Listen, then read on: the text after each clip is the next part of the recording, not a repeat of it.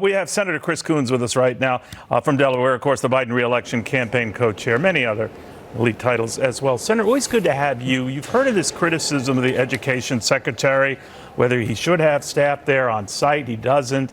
Some concerns that the administration has had kind of like a flat-footed response to this. What do you think?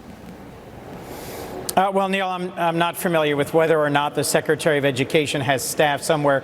Forgive me, Senator Tillerson, I just concluded a 2-hour hearing on Sure. AI and deepfakes, so I may not be as current on exactly what's happening. But from what I've picked up about coverage today, there continues to be understandable and widespread concern that protesters on campus are going beyond expressing passionately their views on an issue and are using violence and disruption to prevent some of their classmates from going to campus, to make Jewish students feel unsafe on campus. And it's my hope that administrations on university and college campuses will act to ensure that there's civility, that there's respect, and that, frankly, they're teaching young Americans how to have disagreements in a responsible and civil way. We here in Congress have an obligation to model that conduct. And frankly, young Americans need to show the world that they can disagree over something as important and urgent as the conflict between Israel and Hamas in a way that doesn't interfere with classes or inflame tensions by taking the side of those who've committed horrific acts. Still, you do have to be a little worried, right? I mean, you're a crucial support for President Biden and, of course, the big Democratic convention in Chicago, of all places, this year. Very familiar with protests that are legendary back to 1968. Are you worried, Senator, this all gets out of control?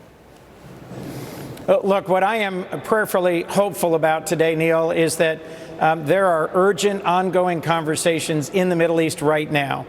Secretary Blinken is there. Other senior representatives of the Biden administration are there, meeting with Saudi and Egyptian and Israeli leaders, trying to secure the release of hostages still held by Hamas, trying to secure a humanitarian ceasefire in Gaza, and trying to lay the pathway for a regional security alliance to contain Iran. This is something that many of us on a bipartisan basis have been working for. Of course, the protests on campuses concern me and the ways in which it is fueling division here in the United States. But the Biden administration is delivering aid into Gaza to address the humanitarian situation and is continuing to support our vital ally, Israel.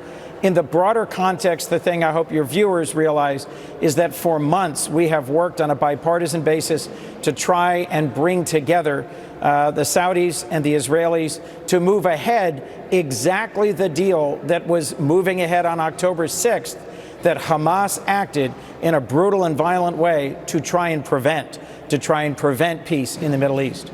Real quickly, sir, you do have to worry about where this goes. And I know you're saying you're doing all the right things, but it seems to be alienating those who support and those who hate Israel. So you can't win for love or money on this. Are you concerned this is going to sort of blow up in your face and at the convention? Well, my hope, the convention is months away, is that between here and there, we will achieve a pathway towards peace in the Middle East.